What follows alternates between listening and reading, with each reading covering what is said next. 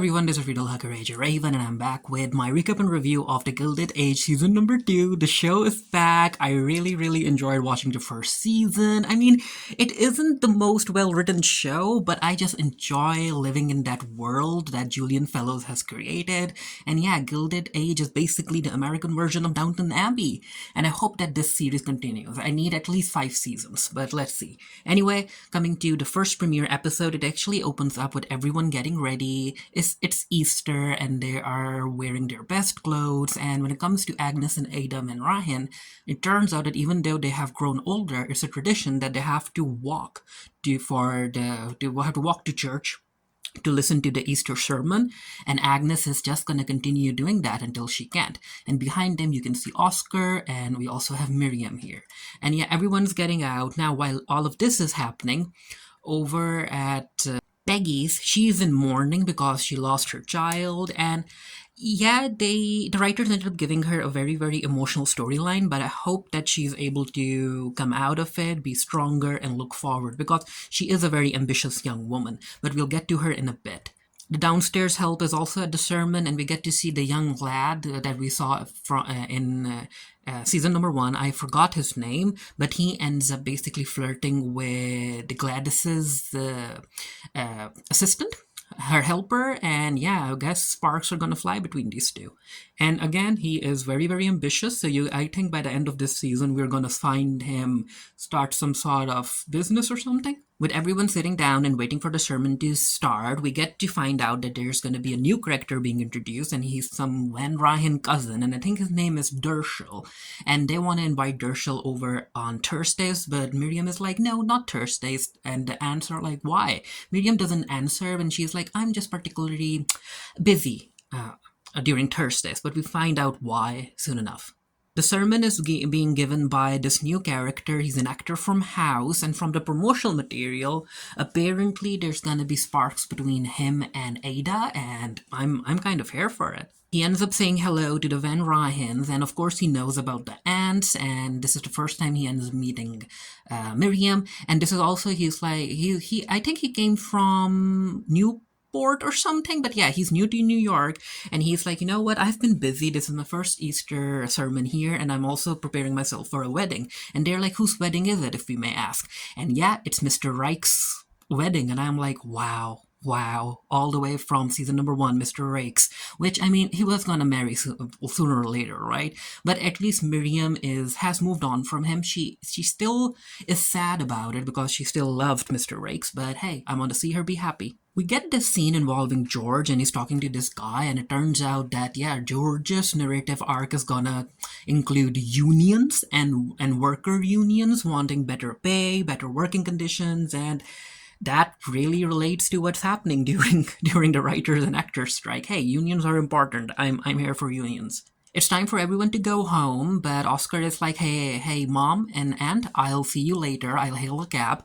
And as the aunts walk away with Miriam, this is where we get to see Oscar walking towards Gladys. And yeah, he's trying to reach out to Gladys, but you know that Gladys's parents aren't really into Gladys marrying someone as older and not as rich as Oscar. But hey, he's gonna keep on trying. He wants a young wife. And Gladys can't really say hello to him or something, especially not in public. And this is also where we get to see Oscar's ex-boyfriend walking in the park, and he's with another dude. And I'm like, oh, okay, so queer drama. Peggy ends up visiting her dead son's grave, and she also ends up visiting her son's adoptive parents. And it turns out that even though the adoptive father is still alive, his wife that nursed the child, she got scarlet fever too, and she died along with their adopted son. And he's like, you know what, you were his mom too, right? You're his biological mom. So I would like to invite you over to my house so you can visit his room and kind of get an idea about who your son was. After seeing his ex-boyfriend being all happy with another man in the park and Gladys really ignoring him, Oscar decides to visit a pub, and yeah, he ends up being offered a drink by the man over here in the mirror, and Oscar goes to interact with him, and I'm like, ooh, Oscar, no. You don't even know him. We get a scene with Peggy in her son's room, and it turns out that her son had a favorite teddy bear. So the father ends up giving the teddy bear to Peggy. He also gifts Peggy with a framed picture of the son, and yeah, he's like, you know what? We shared a child, and we lost a child, and that's a bond that no one will ever be able to understand. Agnes is done with waiting for Oscar for dinner, and she's like, "Bannister, come on in, and tell the cook to serve dinner. I'm done waiting for Oscar." But before they can go and actually have dinner, this is where the door opens, and Oscar comes in, and he's all beaten up, and you can tell what happened. Agnes is like, "We have to tell the police, right?" And Oscar is like, "No, I don't have any proof. I didn't even get to see the face of the man that did this to me, and hey, I'm still okay, right? He just robbed me and stuff, and without proof, I don't want to call the police and cause a scandal, so mom, just leave it." And of course he will say that because again, we know what happened. He got gay bashed. And we also get to see Miriam showing her caring side, and she looks after Oscar, and she's like, "You know what, Oscar, what you need is to go to sleep, and here's a little bell. If you need something, just ring the bell." And yeah, if Miriam ends up going into nursing or something, I'm okay with it. And then we get this nice little scene between Miriam and Ada. And Ada is like, "How are you doing, Miriam?" Especially after we got to learn from the pastor that Mr. Rakes is gonna get married soon. And she's like, "You know what, Aunt Ada? It hurts. I won't lie. It hurts because I did love him, right? I loved him." And Ada is like, "You know what, Miriam? That's great. You use the past tense, and using the past tense helps you move on from certain issues. And I just want you to be happy. You will find the perfect man soon enough." And Miriam is like, "What if I don't find the perfect man? What then?" And Ada is like, "You know what? I never found a perfect man, but Miriam, you have so much more to offer. You will find a man for yourself." We end up seeing Bertha's son. He's been working in Newport, and he ended up making a lot of renovations to a huge mansion. And Bertha is very impressed because, of course, his son wanted to be an architect. And she's very impressed, and she's like, "You know what? My son is a genius." During the scene, we also get not introduced in the say, we don't necessarily see her, but we know about her name. And there's this old woman who recently became a widow, and she's very rich, and she is looking for an architect to make some renovations in the house. So, of course, Bertha is like, "Yeah, my son can do it." And after Bertha learned more about the woman, she's like, she sounds like a powerful player in Newport. I need to meet her. Then we get this scene between Peggy and her mom, and Peggy's mom tells her about how she ended up meeting Arthur for the first time. So it turns out that when she was younger, she was coming back home, and two white men were taunting her and following her, and Arthur came to rescue her, to protect her and stuff. And she's like, "You know what? It's kind of weird that you could be with a man for years, for decades, and still not know who he really is." Of course, Oscar's boyfriend comes in to meet him, and Oscar is like, "So I take it that we're still friends?" And he's like, "You know what, Oscar? We know each other for way too long to not be friends, okay? However, the type of life that you want to live because you want to get married to a woman and be a standing pillar of society, I can't do that. I want you all to by myself, and I can't be with you if it also means having to put up with your wife and being secretive about her love and whatnot. So this isn't me." And Oscar is like, "You know what? That's easy for you to say. You have brothers. My situation is different. I'm the only Van Ryan's son. I'm the torchbearer, so I have to do something about my life." And before these two can continue forward, this is where one of the maids comes in, and she kind of notices the boyfriend kissing Oscar's hand, and they're like, "Did she see something?" And the boyfriend is like, "Well, there wasn't much to see." And I'm like, you would be surprised. You would be surprised. We get this scene between Miss Astor and Bertha. So apparently, what's happening between these two is that they're talking about a new opera house being made, and of course, people in the present know what happened, but these characters don't. So there's this fight between the opera houses, the upper echelon, the old guard and the new guard, and Bertha is the new guard, is the new member of rich society, right? And Lady Astor is the old guard. And even though these two are cordial to each other, Bertha wants to be on the winning side. So you can tell that the tensions have begun again. Especially because Bertha can get her family a box at the academy, because apparently there's a very, very long waiting list and people who have been waiting for 30 years to get a box, and Miss Astor can just let Bertha and her family just jump the line and get the box. And I'm like, ooh, because Bertha isn't getting what she wants, she feels that over at the Met she can get that. Coming back to Peggy and her family, we get this scene where all three of them have a conversation about whether or not they should put the son's picture on display. And Peggy's like, and yeah, Arthur actually apologizes, and he's like, Peggy, I apologize to you, and he also apologizes to his wife. And Peggy's like, you know what? Even though you apologized, it won't change nothing. And Arthur's like, so you're gonna keep hating me? And Peggy's like, no, father, I don't hate you. I just can't hate you. But it is obvious that all three of them need a break, because the thing that they lost and all of the drama and all of the secrets is weighing on them, so they need a break from each other. Oscar is doing okay, and this is where Miriam is like, okay, so you're still interested in Gladys, right? And Oscar is like, well, I am, but Gladys hasn't been writing to me, and even if she writes, it's those are very, very like short letters, and I don't know what to do, Gladys. Miriam, I think that Gladys's parents don't want me being a suitor for her. And Miriam is like, well, if you actually love her, you need to try harder. You need to come up with a plan. Peggy and Miriam meet each other for lunch and they catch up, and this is where Peggy is like, well, do you think that I can come back to the house? And of course Miriam is very happy about it. Miriam is like, of course, Aunt Ada will welcome you back with open arms, and you know what, I'm here for it. I want Peggy to come back.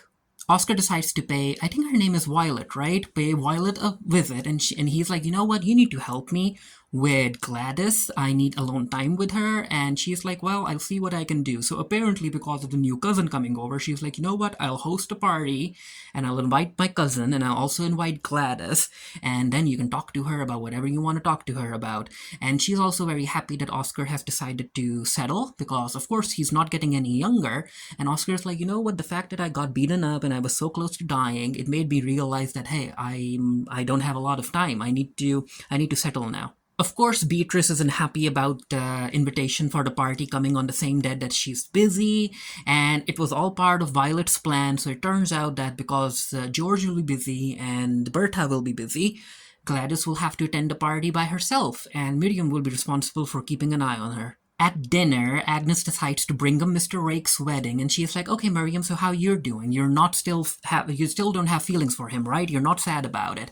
And Miriam is like, well, I'm trying, okay? And Agnes is like, well, good. It just goes to show that you should listen to your aunt's advice. And Miriam is like, okay, I get it. Basically, Agnes was kind of gloating and rubbing Miriam's nose in it, which, hey, I understand. Because again, Agnes warned Miriam about Rakes. And yeah, it's party time, and this is the new cousin, and he has a daughter, his wife died, and I think that he and Miriam are gonna become a couple, and let's see how that works out.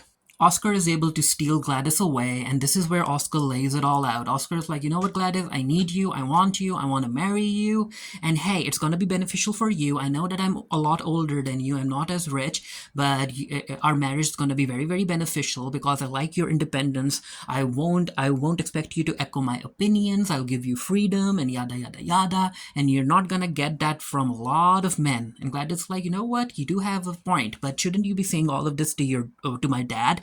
And Oscar's like, hey, I'll write to your dad, and let's get this done. We cut to George's meeting with the other company owners, and all of them are talking about the unions being a headache. And yeah, these men are not ready to give the union workers what they need. And one of them even says that, hey, I'm going to hire half of the working population to kill the other half. And I'm like, ooh, hey, considering how Hollywood CEOs ended up handling the current SAG-AFTRA strike, these people be saying a lot. And this is where we find out Miriam's secret about why she's so busy on Thursday. So it turns out that cousin Dershel, he was the new character, cousin Dershel's daughter, Frances, she's at school, she's attending school, and it turns out that Miriam actually teaches young girls water painting and watercolors on Thursdays, and she recognizes Miss Miriam, and of course it takes Agnes and Ada by surprise. It takes everyone by surprise because Miriam didn't want to let her aunts know about what she's been doing. So Gladys's assistant, she gets invited over to the Van Ryan house to share tea, and yeah, even though she's young to be a lady's maid, she's basically like a substitute until a better one can come in. And again, the young man is really he likes her. We get this entire conversation between Ada, Miriam, and Agnes about how Agnes isn't a fan of Miriam teaching at a lowly school and basically throwing mud at the family's name. And she's like, Miriam, you can't do this. You have to stop doing this. And Miriam's like, no, I won't. And Agnes like, why the heck didn't you tell us? And she's like, well, I didn't tell you because you were going to be angry about it. And I was like, okay, so I was going to be angry about it, right? Why the heck didn't you tell Ada about it then, huh? Because you don't like both of us? And Miriam's like, it's not about that. It's just that you're mean-spirited and rude. And yeah, she yelled. Everybody yells, and Bannister is worried about it too. It's time for Miriam to attend Bertha's party, and before she goes, she kind of apologizes to Agnes, and Agnes is like, okay. So yeah, these two, there's still tension between these two, but hey, at least Agnes hasn't forbidden Miriam from not teaching watercolor at school. So let's see what happens. Maybe she's like, maybe she'll fall for Dershel or something. Maybe Agnes has a plan. Maybe she thought about it. Let's see. And yeah, it turns out that cousin Dershel was also invited to Bertha's wedding, and he ends up meeting Miriam, and yep.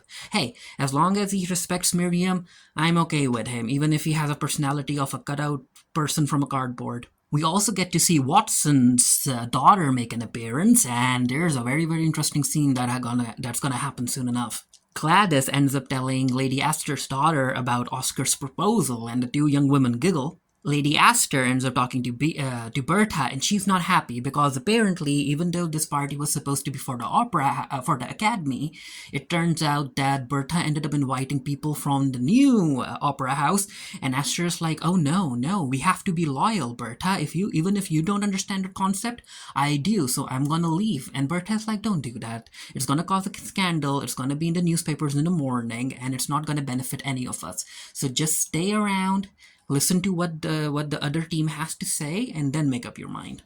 So the guy who's in charge of the new opera house, he stands up and he basically announces an entire list of very, very well-known opera singers that will be performing during the opening night, and how a lot of people will be invited. And Lady Astor is like, he mentioned one particular opera singer, and Lady Astor is like, but doesn't she always sing at the academy? And he's like, well, it doesn't matter. She's singing at the new opera house too. And this is also where they talk about how the new opera house has a lot of money at their disposal, and they're ready to operate at a loss in order to create competition and get people interested. So she ends up talking to the young man about how he has feelings for Gladys's assistant, and he's like, hey, I'm just thinking about stuff because I don't want to remain a footman for my entire life. I want to do something with my life. However, I don't know how I can actually make it into a legit business. So, but I'm still thinking about it. And she's like, maybe the new girl can show you. And he's like, yeah, sure. Because from what I remember in season number 1, he was interested in her, but she said no. But now that he's showing interest in another young girl, she's more interested in him now, which, okay. And yeah, she notices her dad being a servant at the at Bertha's house, and of course that comes as a surprise to her, shocks her. She kind of disassociates. She's not hearing the conversation happening around her. She's not paying attention to what's up because, again, that's her freaking father. And her husband notices, and he's like, what the heck was that? And she's like, well, that's my father. And he's like, how the heck do you know? And she tells him about how Watson has been following her, watching her kind of from outside her house. And when she confronted him, he told her about being her father. And she's like, well, I don't want that getting out, okay? And her husband is like, well, we can do a lot more. And he kind of basically threatens Watson in a way, even though Watson isn't here. And I'm like, don't you do something to Watson? As a finale to the dinner party, Bertha ended up inviting this very famous opera singer in order to give the attendees a sample of what's to come, and we get to see her perform while standing on the stairs, and everyone is mesmerized. Miss Astor doesn't really know what to do about it at all. And Bertha is happy, and George is like, well, you planned it and you won a battle. And Bertha's like, well, I want to win the war. And this is where the episode ends. And as far as my opinion goes, I think that the premiere episode did a good job of basically setting the stage for particular characters and giving us hints about what's to come. And I'm really looking forward to seeing how the writers are gonna handle Oscar's storyline. Let's see what happens there. Anyway, let me know what you thought about the episode down in the comment section below. And until next time, stay happy, stay safe, stay blessed. See you guys later. Bye.